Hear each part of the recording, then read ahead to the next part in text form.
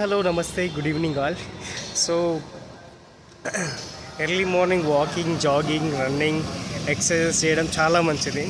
So అన్నిటికంటే మంచి విషయం ఏంటంటే, సో ఈవినింగ్ పూట ఇలా వాకింగ్ చేయడానికి మెయిన్ రీజన్ ఏంటంటే, ఆఫ్టర్ మీల్స్ ఎవరైతే ఎక్సర్సైజ్ చేస్తారో వారికి డైజెషన్ అనేది చాలా మంచిగా అవుతుంది అనమాట.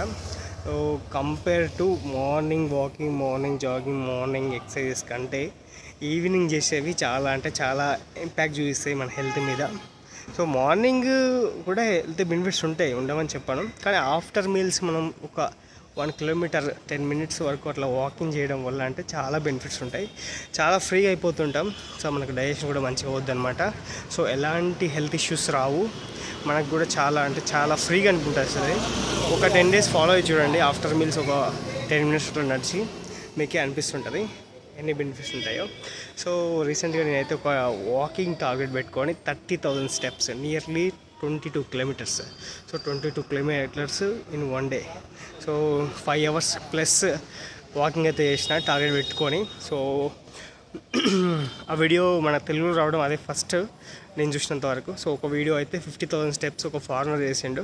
సో తర్వాత నేను అది ఇన్స్పిరేషన్గా తీసుకొని 30,000 పెట్టుకొని చేసిన అనమాట. సో వితిన్ 2 to 3 డేస్లో అది మన ఛానల్లో అయితే రిలీజ్ కాబోతుంది.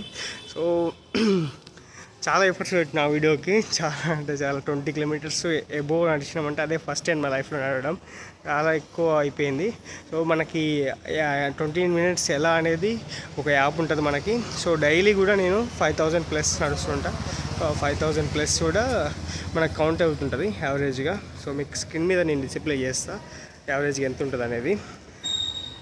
సో ఆ 30,000 వీడియో అయితే వితిన్ 2 to 3 డేస్లో అప్లోడ్ చేస్తా. చాలా బాగుంటుంది, చూడండి.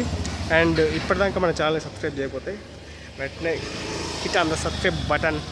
అండ్ వీడియో నచ్చితే లైక్ చేయండి, షేర్ చేయండి. And that's all today.